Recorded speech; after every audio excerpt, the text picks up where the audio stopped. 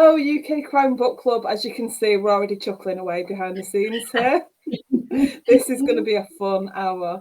Hello, I've got Catherine Yaffe with me, and you're going to show us that gorgeous book cover. And we'll talk about the cover in a few minutes, but just tell us about tell us a little bit about the trilogy and the books that we can buy.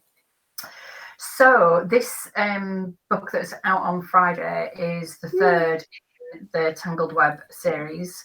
And the first one was called The Lie She Told, which was about Kate escaping to the Scottish Highlands under witness protection. The second one was about The Web They Wove, which was about Ziggy Thorns, who we met briefly in the first book. It was more about him and his team tracking down a serial killer that was haunting the streets of Leeds. And then When We Deceive is Ziggy's most personal story yet, where he's hunting down the killer of his best friend. And as somebody said in a review today, they thought, oh, here we go, tired old format. And then they were like, bang, wow. I would absolutely second bang, whoa, didn't expect that. It's going to be, hello, we're getting hellos already. Hello, Donna Morfitt. Oh, hello, Donna, hi. We've got Rebecca Collins, we've got Michelle Kidd. Hello, lovely ladies. So this is shaping up to be good already before we've even got going. Some of our favourite people on here. Absolutely. It's always really nice. So hello, everyone. Okay, so Ziggy Thorns, I absolutely love. Hello, Andrew. Hi, Andrew. You know what a big fan I've been of Andrew Ziggy Thorns. Yeah. I always think it's really funny how he got his nickname as well. That always amuses me every time. Do you want to explain that before we move on? Well, there's a couple of theories. I talk about it more in this book than I did in the second. And it depends on whether you want to believe Ziggy's story or if you want to believe Lolly. If you ask Ziggy, he'll say it's because of his love of Ziggy Stardust from David Bowie. If you ask Lolly, it's because of a dodgy haircut that he had when he was younger. He had really random zigzags razored into his hair, and it looked ridiculous. And she took the mickey out of him. But if you were to ask Ziggy, he'd say it's for his love of Bowie. Yeah, we absolutely know that Lolly's telling the truth. 100%. There is no way. He's obviously come up with a really cool backstory for himself, but he's actor, yeah. Yeah, not buying it one little bit.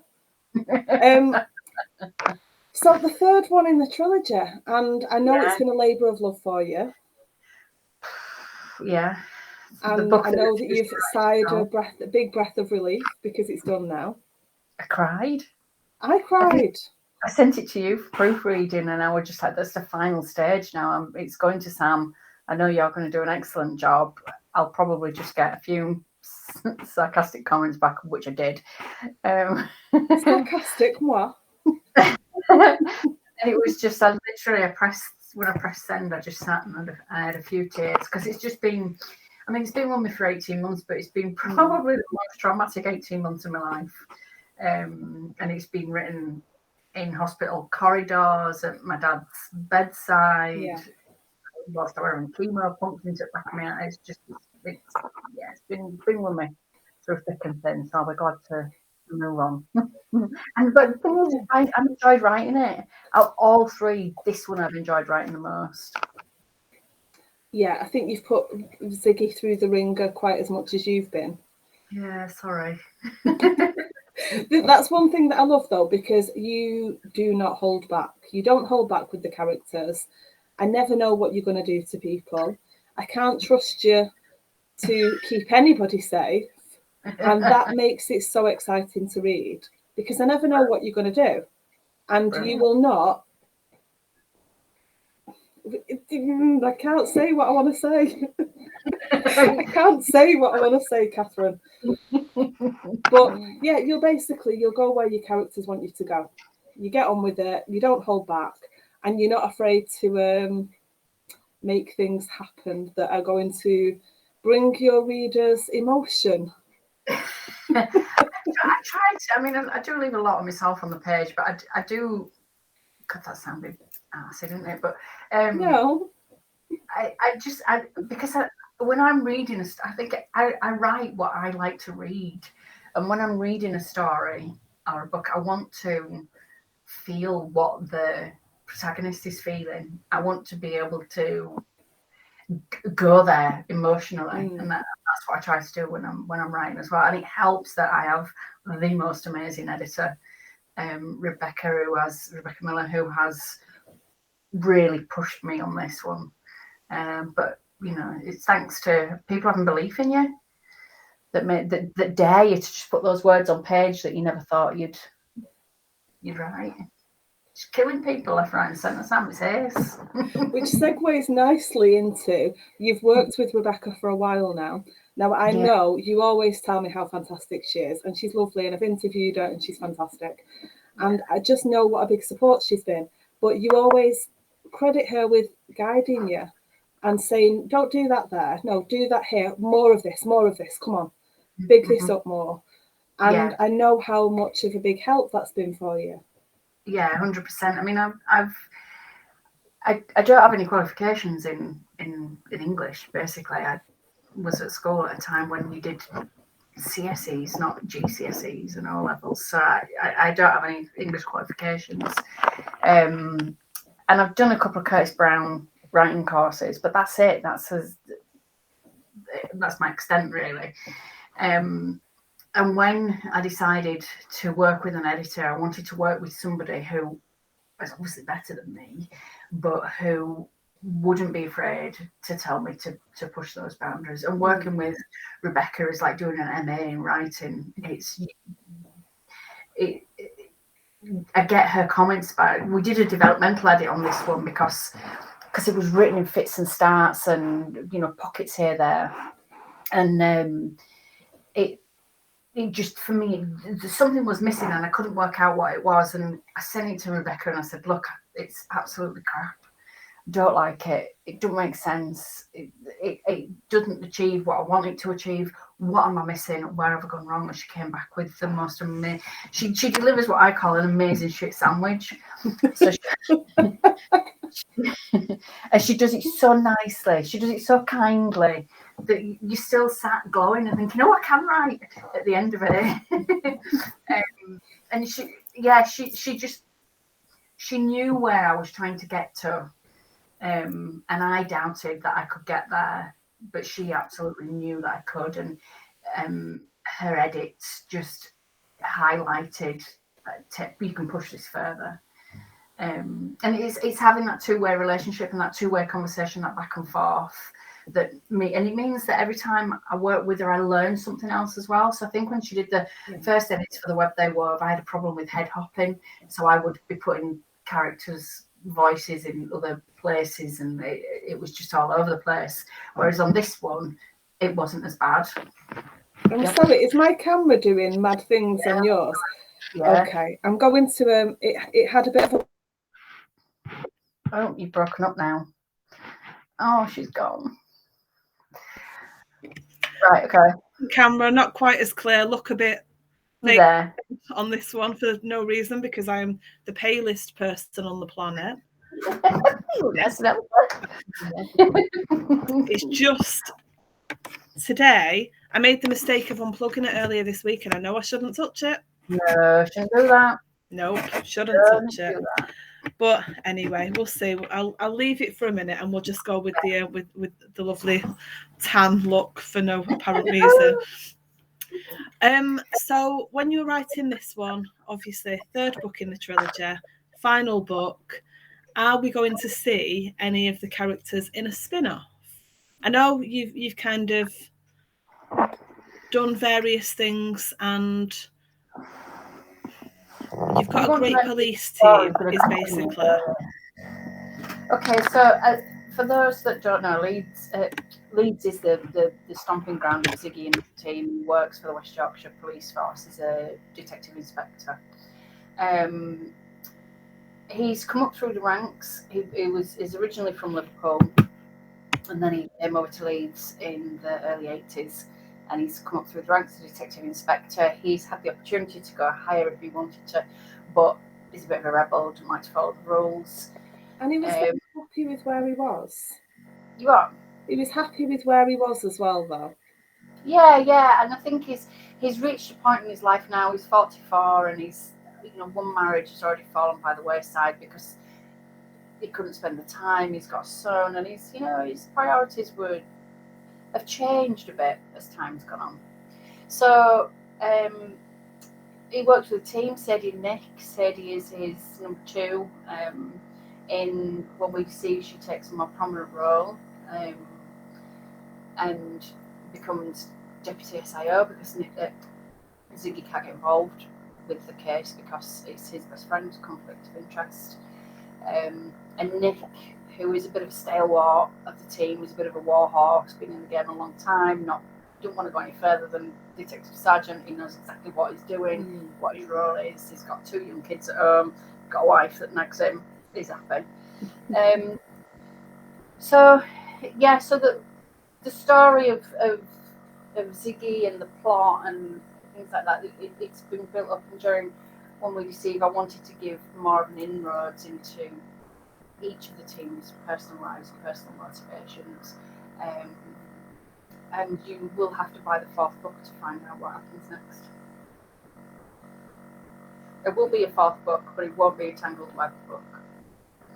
I like that. I like that there's going to be a continuation. Yeah.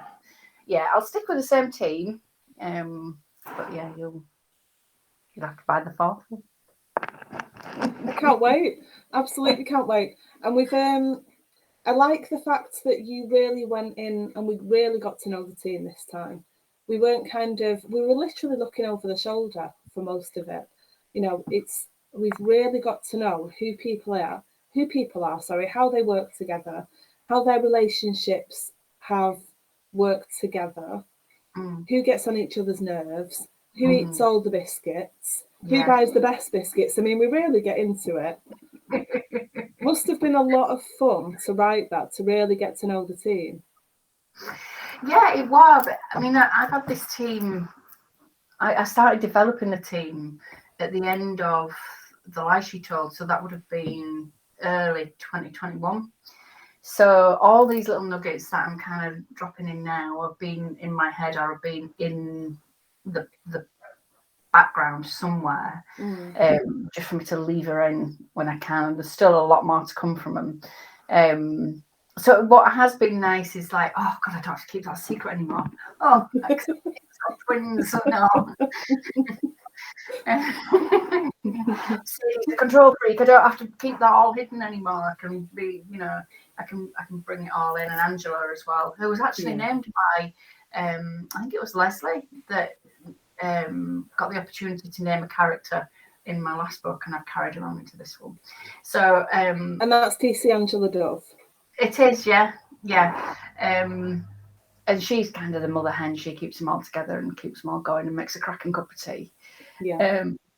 And she keeps them in line as well. She doesn't let them go too far, but she'll give them a bit of leeway, but not too much. Yeah, she knows. She'll do anything as long as it doesn't jeopardise her own career. Yeah, I like her a lot. And yeah, Angela Dove, what a great name. Yeah, that was chosen by Leslie Lloyd. I think it was Leslie. It was either Leslie or Linda. I can't remember. I'm sure if it's Leslie, she'll tell us. Yeah. Laura Hamilton said, "Think I'm paler, Sam. Get accused of being ill if I don't wear makeup." Oh. I've got to say, anytime I don't wear makeup, and all I wear literally is eyebrow powder and mascara, if I've not got that on camera, people message me and say, "You okay?" So now I wear mascara and eyebrow powder. You just can't see my eyebrows without the powder. Well, I lost my eyebrow. Well, I never had massive eyebrows anyway. I lost mine during chemo and then come back. And when I went for my haircutting last time, my hairdresser said to me, "I can just put some dye on your eyebrows if you want." No, don't worry. I'm just glad to have my own hair. And somebody said I head hop all the time, apparently. Oh, that's Michelle Kidd. I don't think you're a head hopper, Michelle, but I'll really pay attention the next book I read. Head hopping is one of these things. It's really interesting. I had a conversation with another author friend about this. It's one of these things that people or an editor may say, "You're head hopping," but nobody ever actually explains what head hopping is. And I know when Rebecca first mentioned it to me, I had to Google it, and it still wasn't clear. So I email down. It's definitely not clear from Googling it. Definitely not clear from Googling it. No. But I do understand now. So it's basically when you're using the voice of another character when you're not in their dialogue or time frame. That's right, isn't it? Yeah, so basically you're looking at a scene from one person's point of view and then you throw in another person's point of view and it kind of it throws everything off. Yeah. And sometimes, you know, if you're reading something, you're really enjoying it, sometimes you'll skip right through it and not even notice it. I know I've done that. You know, you can be reading something as a reader and look at it and be absolutely fine. But it's when you come back out of it and look at it, you realise. Yeah. So it's not something that bothers everybody, but it is something that bothers some people. It definitely bothers editors. And proofreaders, yeah. Yeah, if you've got your editing and proofreading head on, you see it. If you've got your reader head on and you're really absorbed in what you're reading, you might completely skate over it. Yeah. Donna said she's trying to fix head hopping. Any advice for Donna? No. Work with Rebecca. Because it's one of those things again, until you actually sit and you just very well said, is, you know, until you come out of it and you go back and think, oh yeah, that is. And now when I'm writing, I'm aware of what I'm doing. Yeah. Wow. Rebecca said, haha, editors have head hopping radars. Yeah. Oh, is Rebecca there? Hi. Yeah, sorry, did you miss that at the beginning? It just says Facebook user, and I did miss when you said it, yeah. Yeah, well, yeah, no, definitely her. I got those lovely things about you as well. Somebody said Donna the guillotine cures head hopping. That's really funny. That's Rebecca. So Laura says she's so used to reading head hop books, she's fine as long as there is a line break or a chapter break. But then you're not technically head hopping because you're in the next section. We won't go into all of that. We're too technical now. Right. So that I don't forget, let's discuss the cover for When We Deceive. I said we'd give it a few minutes, we'd get in, get settled, and then we'd talk about it. Okay, so this cover has been on this book since it went up for pre-order in early February. Now I don't do much advertising. I don't advertise. Well, I'm not allowed to advertise on Facebook. Different story. But I wanted to advertise on Amazon, run some Amazon ads, and they flagged it up and said you can't advertise with us. And I said, well, that's ridiculous. I've never advertised with you before. Why is it a problem? And they said, because your book shows death or peril. I said, well, which book? Thinking they meant the web they wove, which you can just see in the poster behind me because it's got a girl tied up. Yeah, with the rope. And it's not. It's because of the feet. It's because it's got the tag. If it was just the feet and no tag, that would be fine. It's because it's the tag, so it depicts a dead person.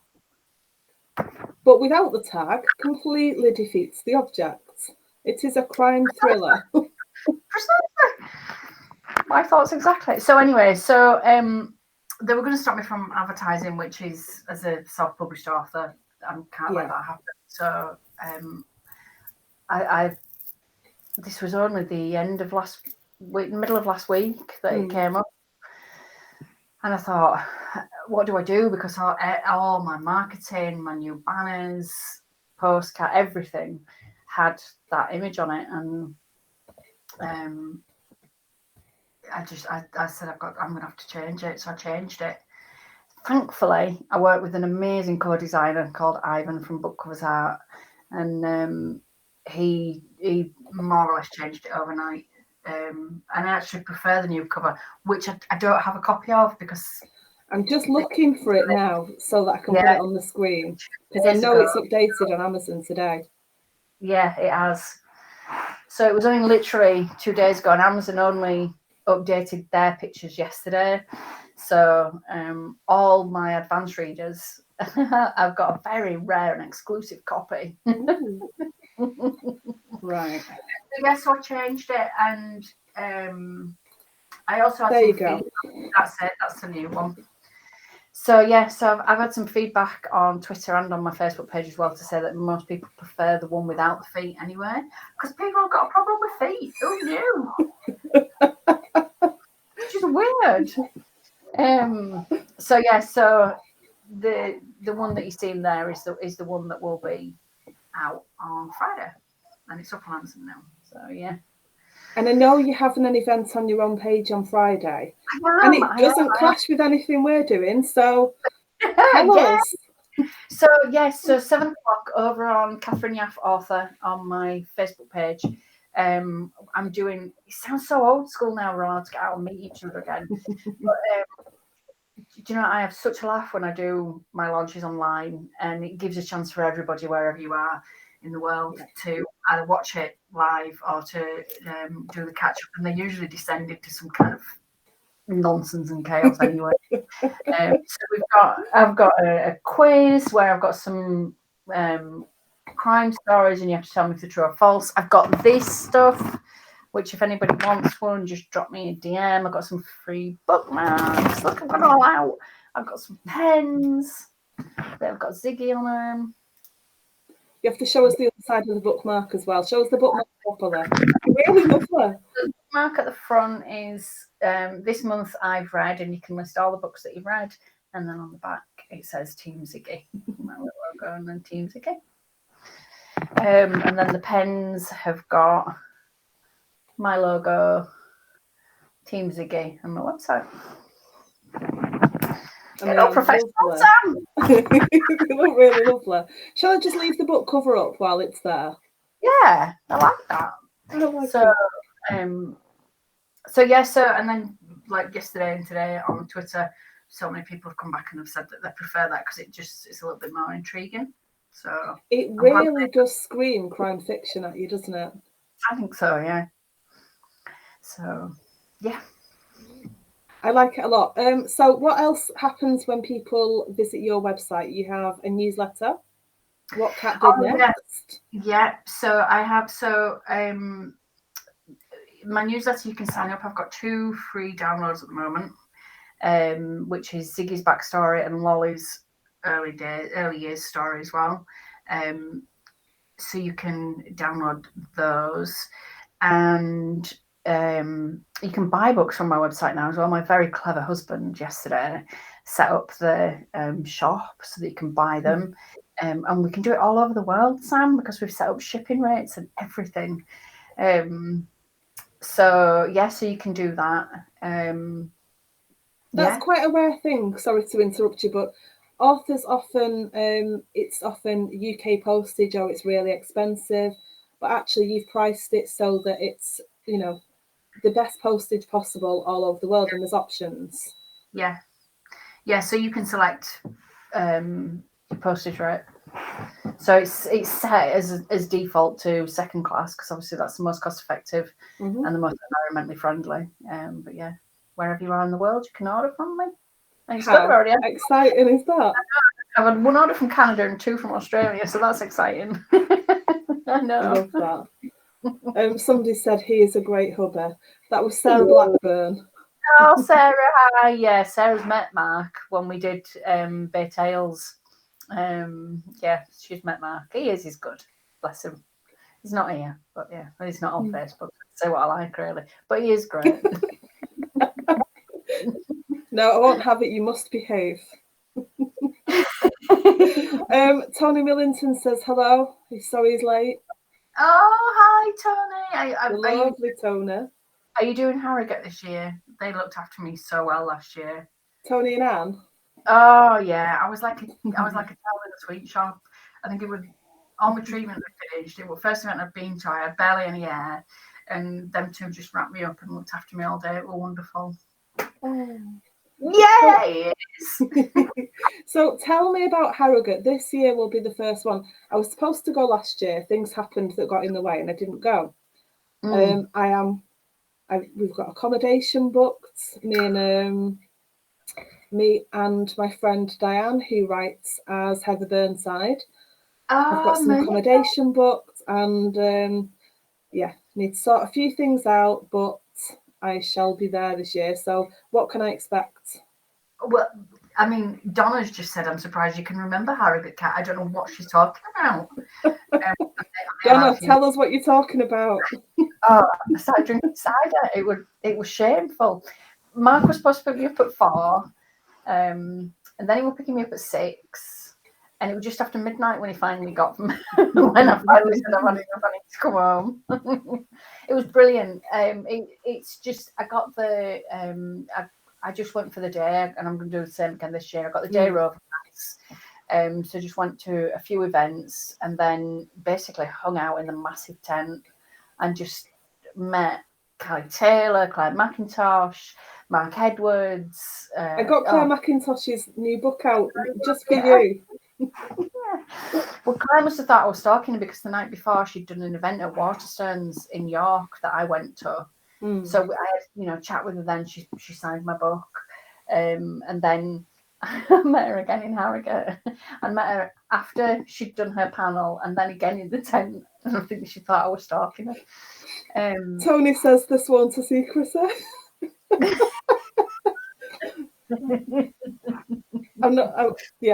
Donna not quite so much sworn to secrecy. By the evening she could barely stand. To be fair, you as you've said, you had a rough time and then you finally got out the house for a bit. Oh yeah, it looked crazy, honestly. But I've just seen, do you remember telling Will Dean that you loved him? I do love Will Dean. Have you not read his books? Have you not seen them? I love Will Dean. It's okay, we've seen how Donna looks at Will Dean, it's fine.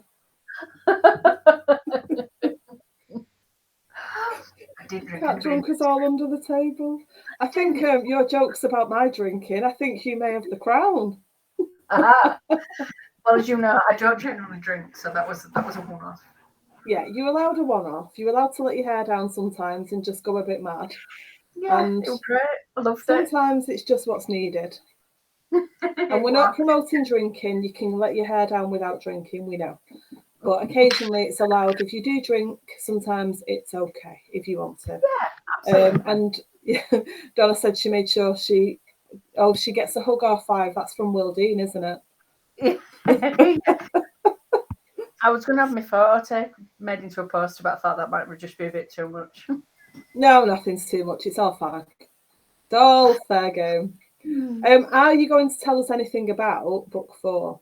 How much have you written? I can tell you, I meant to bring it in with me and I completely forgot. I've been doing quite a lot of research. I've written the synopsis. It's set in 1988 and it's set in amongst the rave scene that was big at the time in Manchester and Liverpool. In amongst illegal rave parties and a lot of drug taking, and it's basically the story revolves around 4 girls who heavily into the rave scene and having a great time until something tragic happens. But the 4 of them make a pact not to tell anybody. But it comes back to bite them on their ass when they're in their early 40s and they have their own families and children, and the secret comes back to haunt them. That's what it is at the moment. Give it another 2 weeks, it'll probably be something entirely. I'll ask you on Friday night when you do your live launch and see if it's changed yet. It probably will. I've had so much fun though, because it's kind of, I've set it in, it's 88, 89, which is like the summer of love, and I was kind of 18, 19 at that time. So it's kind of sort of my era, but I was never into the rave scene. And I never did the drugs and stuff. So I'm researching about it now, and it's really funny looking at old YouTube videos of that time, because I think, oh my God, I had my hair like that. I wore like electric blue mascara and Twilight teaser lipstick, and yeah, I did that. But I was more into like, I'm a massive Prince fan. That's what I discovered Prince. You are a massive Prince fan. Yeah, so I was more into like funk and soul and R&B and yeah, I never really went near rave scene. So yeah, doing some research is really interesting. Yeah, the fashions. Oh my God. Don't ever bring back the 80s. One of my children was talking to me about 2002 fashion the other day. This is a thing apparently that they're all doing 2002, and I was like, I can show you a picture of me in 2002. I was in a wedding dress. Oh, that's what I was going to say to you. One of the part of the book, when I was looking at the dates, there's a weekend that they'd kind of worked Monday to Friday, then nothing had happened over this weekend, gone back to work on the Monday. That was the weekend I got married. Well, that's where they were. That's where they all were. It really made me laugh when I realised the dates. But how strange that one of my favourite authors writes a book and my wedding is covered technically in it, even though it's not. It's a sign, Sam. It's a sign. It absolutely is a sign. Who is it? Because I can't see who. I have to keep clicking to my Facebook screen to see. So Leslie Lloyd is living vicariously. Sarah Blackburn said it's Harrogate. It's like what happens in Vegas stays in Vegas. Yeah, and she also said, OMG, I fell asleep at a rave once in Morecambe. Sarah, how can you fall asleep at a rave? Dear God. Donna said, we were too, Sam, weren't we? But to school discos. Yeah, thanks for that. I've just got that. I've just caught up. That was mean, Donna. Synopsis made me think, do you enjoy writing synopsis? Do they bother you? Do you have advice? Because I know how many authors hate them. I don't like writing them, if I'm honest. I write one at the very beginning. Like I wrote one. I'm taking it down now. I wrote one for. No, it's here. Hang on. Whoops. I wrote one for when we Deceive. This was written in March 22, and it gives me. So this one says, "Dear Ziggy Thorns has reached rock bottom on the verge of losing his career. He used to love. He's given an ultimatum: shape up or ship out." So I knew that was. I knew I was going to take Ziggy to some kind of extreme, but I didn't know exactly what it was. And then deciding he has to know the truth about his recently murdered best friend, he throws himself into the investigation. So I stuck with that, but I changed so much of it. Yeah, you probably can't read anything beyond that point. I can't, no. So it just gives me. Like I was working on book 4 today, and as I'm writing it out, I'm thinking, oh, but if I carry on down this in this vein, I'm going to miss what the premise is, what the threat is, kind of thing. So it's just me kind of playing around with it. But once it's done, I find it difficult to go back and write a synopsis for When We Deceive now. I have to, every so often you have to update them on Amazon just to keep the listing fresh, and if you're doing new advertising and stuff, and I had to go back and rewrite one for The Lie She Told, and I just mental block, couldn't do it. I ended up going to a Facebook group for authors and saying, look, please somebody rewrite this for me, because I can't. Because I think you get too close to it. Yeah. You know, and I think it's difficult for you then just to pull out the finer details because you've kind of lived and breathed it, especially with this one. Yeah, it is intense from start to finish. Don't get me wrong, it's not kind of, it does let you breathe a little bit just before it smacks you in the face again. Very good at that. Somebody has asked, do you have a favourite go-to author that you would drop everything to read their latest book? Kaz calls them your shut up and take my money authors. Oh yeah. You see the name and you're like, right, buying that. I've got those authors, I have books, knowing that I won't be able to read them for ages. They sit there and I just look at them from time to time. Makes me happy. Yeah, I have. And it's Claire McIntosh. I love her. I'll show you this. When I met her in York last year, I told her that she was my inspiration for actually writing, and she wrote me a very lovely dedication in the front of I Let You Go, which was the first book I ever read of hers. Read us the dedication. It's teeny tiny on my screen. To Catherine, I'm so honoured this inspired you. Thank you for reading it, Claire. Oh. And she knows me now. Yeah, so Claire McIntosh. I think what was incredible about this book was that I read it again, and then I read it again. And if you can see, I've put little tab marks in. These are the bits in the book that made me go, "Oh, I didn't expect that." But there's actually one part in the book here where everything depends on a full stop or a comma, and whether if she'd have used a full stop, that sentence and that moment would have been lost. Wow. And I just think that is such good writing, and that's what I aspire to be. Everything changed just because of the punctuation. It was got goosebumps. So yeah, Claire McIntosh. And then my other one would be probably Peter James. Yeah. Who is? I don't want to move my camera. He's here. So before we came out, I said, didn't I? Because I'm doing my I'm sorting my office out. Because as Mike Craven calls my bookshelves, ratty. They're a bit of a mess. They are constantly evolving, but there you go. So I thought, right, what can I put out tonight? I'm not going to try and put that back up now because we all know what will happen. It'll fall on my head. Yeah. I've not touched Claire McIntosh. Why is that, actually? How did you manage to get that? I have my ways. How did you get that then? How did you have to grease to get that? It just kind of landed through the door one day. Oh, did it really?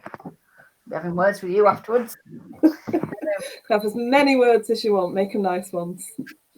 Well, the last party's been made into which is the one she had before the Game of Lies. She's it's been made into a TV show. I did not know that. That's fantastic. Yeah. So she announced it back end of last year that one of the major TV channels had bought the rights for it, and it's in development. I did know that it had been bought. I didn't know that it had been. Yeah. So it's been greenlit to move forward. Yeah, it's in development. That's fantastic. I actually did. Claire does short story courses, and I haven't written a short story since. But it was brilliant, absolutely brilliant course. And I've got loads and loads of notes that I hope to use at some point. But she was fantastic. She's so engaging and she's so warm. Even through a screen, she's just lovely. Yeah, she is. Yeah, when I had my podcast, I interviewed her. She was really friendly then, and she's just the same person when you meet her in real life as well. Yeah, really nice, lovely lady. We should say you are going to be at our event in June. I am, yes. 3rd of June, isn't it? It is. Yes, 3rd of June. Yeah, at Carriage Works in Leeds. Yeah. Which is nice for you as well, Leeds. Yeah, it's just down the road. So yeah, easy for me to get to. My old stomping ground as well. So you'll be bringing books for people to buy and you'll sign them? Yes, I will. I'll bring all 3. 3. All 3. That's so exciting. It's good. So new. It's nice to know that there was a trilogy. So is it going to be kind of book 4, 5, and 6 are going to be a trilogy, or is book 4 a standalone within the series, or? No. So I never set out to, I think I've said this before loads of times, but I never set out to write a series. It just kind of happens. He popped up and said he had more stories to tell. So when I looked at doing an overriding arc for the first 3, because that was as far as my head could work, it was always about who can you trust, and who can you trust around you, and who can you trust that's close to you. Is that person that's sat next to you a serial killer? And so that was always kind of the thread that strung the 3 together. So Kate, she couldn't trust her ex-husband. She thought she could trust Ryan, but she couldn't. She had a horrible time with Darren and Ryan. Yeah. Well, made them great characters, though. Yeah. You really love to hate them. And then with the web they wove, John didn't have a great time of it. The victims of the serial killer don't have a great time. Yeah. But the perpetrator was somebody you could meet on the street. It was somebody you could sit next to on a bus or sit next to in a movie theatre, and you wouldn't know. So that was the thread for that one. And then this one again is challenging the two sides of different people. So that was a tangled web. That was a series of that. So with the next three, it's going to be. I can't say too much. Are you tapping your desk? There's some kind sorry. of right. Okay, there was some sort of scratching. I couldn't quite figure out what was going on. It's you. So the next three. The first one is dealing with revenge. The second one will be looking at jealousy. And the third one is looking at addiction. So don't make it easy for yourself, do you? No. But I like to have that then, because it just gives a purpose to the series rather than it just being here's another Ziggy Thorns novel, here's another. Do you know what I mean? It gives me as a writer a chance to explore different themes as well. I like to push myself. I missed a question earlier on from Andrew asking if your books are available in libraries. Yes, they are. They should be. I'm running an event in Wakefield Library actually in June as part of the National Crime Reading Month. Page Turner. We're doing Murder in the Rhubarb Triangle. They should be available at libraries. Andrew, the library events I've done before, they've always been able to get them. So yeah. So if he goes to the library and they've not got them in, he can request them. Yeah, ask for them and they'll have it in their catalogue. Yeah. Fantastic. In fact, everyone, just go to your local library and just ask. Just ask for it. Just get it in. Yeah. I'm assuming you have registered for the thing. Tell me what it's called. What? The lending payment, the expanded distribution. The payment you get from the library. Oh, yeah. PCL, it's public lending rights, PLR, yeah. PLR, thank you. My mind went completely blank then. Public lending rights. Yes, I am registered for that, so, and I earned like a massive £5.78 or something last year. So, but all it takes is more people to go and borrow it. Yeah. And then we can you can get a bigger portion of that pot. Yeah, go in and ask for it. It should be there. It's registered, so. Fantastic. Somebody's asked if you keep notes in a notebook or a spreadsheet. Do you keep a notebook by your bed just in case you wake up in the middle of the night? That was Sarah. Do you sleep? I do sleep. I sleep a lot, unfortunately. That's one of the things that's really annoying. But anyway, yes, no. I like sleep. Sleep's a good thing. I have that, and then I've also got that. Nice. So yeah, I keep these, and it's full of. Lift it up so you can see it. It's got full of scribbles and notes and pages falling out. And I'll be sat watching TV and I have it next to me, and my husband will say, "What are you doing? Are you watching this or not?" I'm like, "Well, I'm making notes." And then just today I had a load of books delivered as well, because when I'm in planning stages like this, I don't read fiction. I read non-fiction. It's usually research books. But I tend to, if I read. That sounds sad, but if I read fiction, I tend to get confused. So doesn't sound sad at all. I often wonder how it's possible for some people to read crime fiction when they're writing it. I don't want to be influenced by anybody else's writing either. I want it to be my own. And if once this book's out and I've moved on, I want to start afresh and just like empty my head. So my head's just going to be full of 1988 and 89 and Aston House. And if anybody's had any experience with these, let me know, because I've never done them. Of all the research questions UKCBC have been asked to help with, that one's going to stick in my head. Oh, research. Okay, that reminds me. I read a scene that I commented on, and it was about time the hands behind your back one. Yes, and I was wondering how to word that, but I will just leave it at that. So you've been tied to a chair in the name of research, is my point. We have talked about this before. I will return to it every single time I talk to you. because it amuses me so much. So talk us through what you were actually tied to the chair with. Okay, so well, I love this.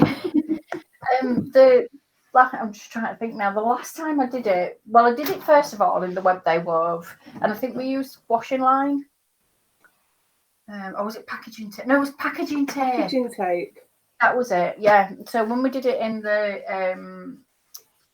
web they wove, it was packaging tape. And the husband got really excited when I said, "Will you just tie me to this chair?" Yeah.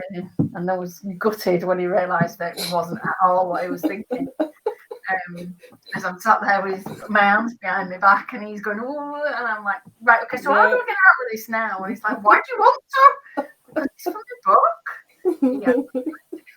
Yeah.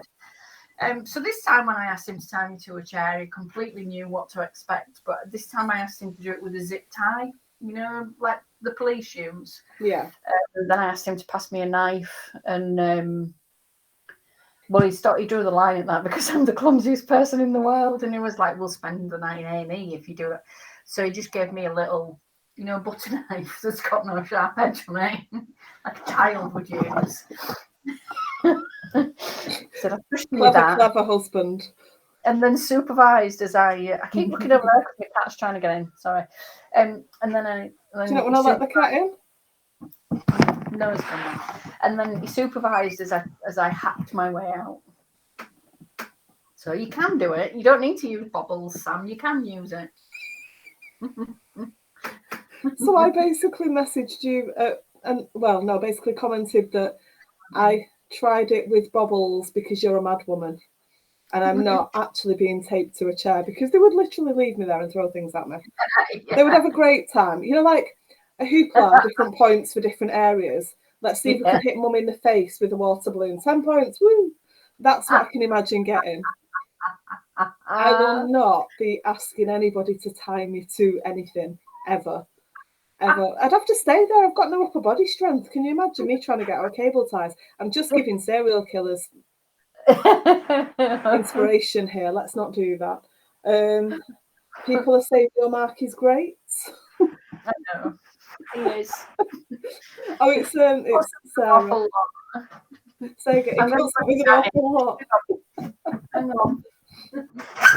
Come on then. Sorry, we're going mad. No, don't be sorry. We always say that people love it when cats and dogs join in. Kids, not so much. You've got toddlers running around or 7-year-olds screaming questions, maybe not. But the cats and dogs, yeah, everybody loves. She's too fat. But this is Jensen. Hello, Jensen. I did wonder if it was going to be Jensen. Yeah. Tony said, how long were you tied to the chair before Mark freed you? Did you manage to free yourself first? It was a good 20 minutes. Yeah, good 20 minutes. I think I actually did. I think it only took me about 5, but he just wanted me to sit there for a bit. Donna's saying Trixie's more famous than her. Trixie's Donna's dog. Somebody's asking where Button is. He will be on his radiator bed. I did wonder if we were getting Jensen, Button, or both. Yeah, no. Somebody's asked, who do you go to for info on your books? So when you're doing research, you have advisors that you use, and I can't see who it is that's asked that, sadly. I've built up a little got a nice little group, haven't you, of different people. A little black book of advisors now, but for this one, because it touches on money laundering and organised crime, which obviously, surprise, surprise, I don't do either. I looked up a fellow called Tony Sales, and he is he's the Britain's biggest con man. Basically, he conned people out of around £30 million over a series of years, and served time in and stuff like that, and was a member of an organised crime. So I had a couple of Zoom chats with him, put some questions to him. Is this scenario possible? I had to go back to him a couple of times because some things might work out. And so he was very helpful. And the story also is based around a forensic pathologist, and whilst I do have forensic contacts, I wanted somebody who is in forensics day to day. So thanks to the Crime Writers Association, I was put in touch with Jim Fraser, and I read his brilliant book, Murder Under the Microscope, which is excellent if you've got an interest in that. I haven't read that, actually. Yeah, it's really good. Okay. So I got in touch with Jim, and he helped me with what day-to-day duties a forensic pathologist would have, and how they work, who they work for, where they're based, that kind of stuff. Graham Bartlett, obviously, with police procedural, and also Bob and Carol Bridgestock, who were so supportive, and I did an event with the most wonderful people. They were fabulous. So yes, I've got my little pockets full of people now that I can turn to. So if you know anybody that's second and E that really wants to talk to me, then that's me. I'm literally like the Rolodex in my brain is going, do I know anyone? Do I know anyone? And Bob and Carol Bridgestock will be at the event in June as well. Yes, they are, aren't they? Yeah. Yeah, I'm really pleased about that. They're an absolutely delightful couple. Yeah. They are the sweetest people in the world. Their Charlie Mann series, I'm just in the middle of reading that. That's really good. Yeah, really they are fantastic. And shall we give a little nod to Kate Bendler as well while we're here? Yes, Kate. Oh my God, I forget that. So yeah, Kate is mentioned in the back of this book because I'm sorry, I forgot about that. It's okay, I won't forget Kate. Kate stopped me from making an almighty blooper when we Deceive. I just, and it was just one of those off the cuff things. Someone just in my brain thought, I don't know if that'd work. I'll just email Kate. So I quickly said, sorry to bother you. I don't know if you remember me. She came out. Of course I remember. I know exactly who you are. I know that won't work. For God's sake, don't do that. That would be an almighty. God, don't do it. Oh, shit. Right, okay. Back to the drawing board. And she put me on the right track. So yeah, credibility saved. Hers. It actually says in it, doesn't it? Hers, not mine. No, hold on, wrong way around.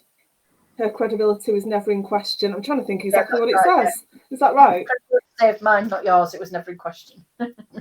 My memory is getting better. We have got 5 minutes left. How has that gone so quick? It's been such a long time since we've spoken, so it was bound to fly. I know. And you've not had a drink, Sam, unless you're hiding it in that mug that you've got. I did say to you, I have got one drink in my. I think this is a mug that sums me up so well. It's a Wonder Woman mug. Oh yeah. But on the other side, Wonder Woman. Oh, Cat's disappeared, but hopefully she'll come back. And it says, "I am Wonder Woman," and it's got a chip in it. If that isn't a mug that sums me up, then I cannot tell you what is. I love the new cover. I'm going to see if Kat comes back, but in the meantime, I will read you this. It says, the case that means the most to him might also be the one that breaks him. Devastated by the death of his best friend, Detective Inspector Andrew Ziggy Thorns is out for justice at any cost. I'll pop you back in now. I was just reading out the blurb from Amazon, which I had on a different screen for such an occasion as the author disappearing. But what you missed was me saying this mug sums me up because Wonder Woman, but the other side, it's got a chip where I dropped it. If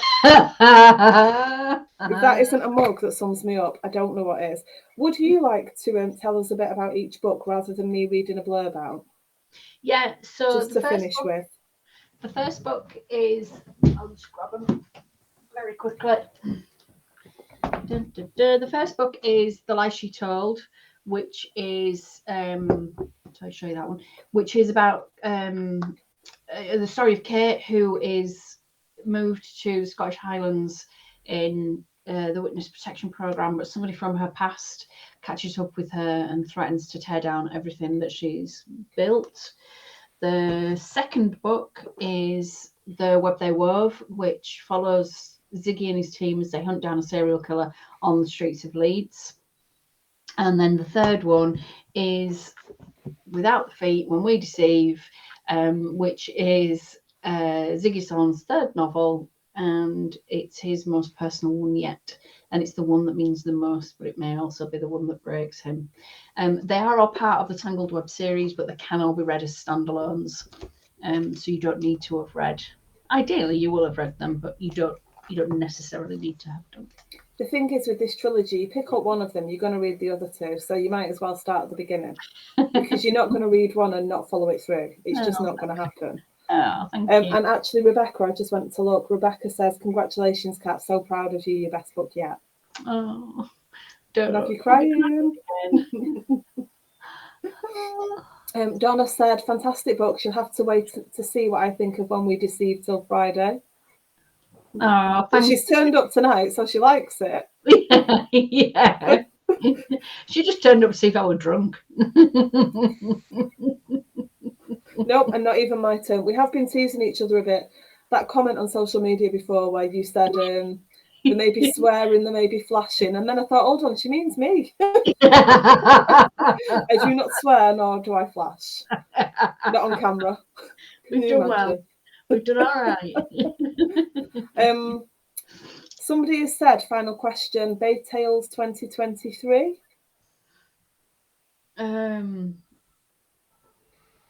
What about it?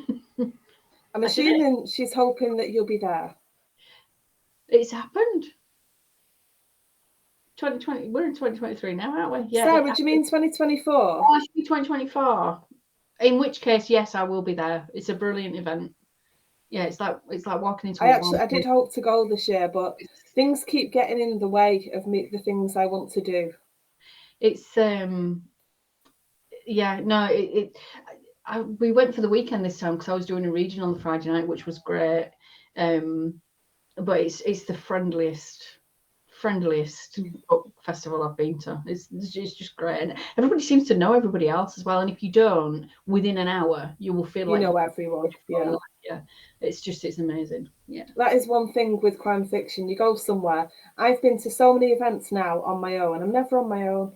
No, sometimes people will come over and introduce themselves, and they'll be like, I've seen an interview, and I'm such a body. I went to Capital Crime in London, and this woman shouts me.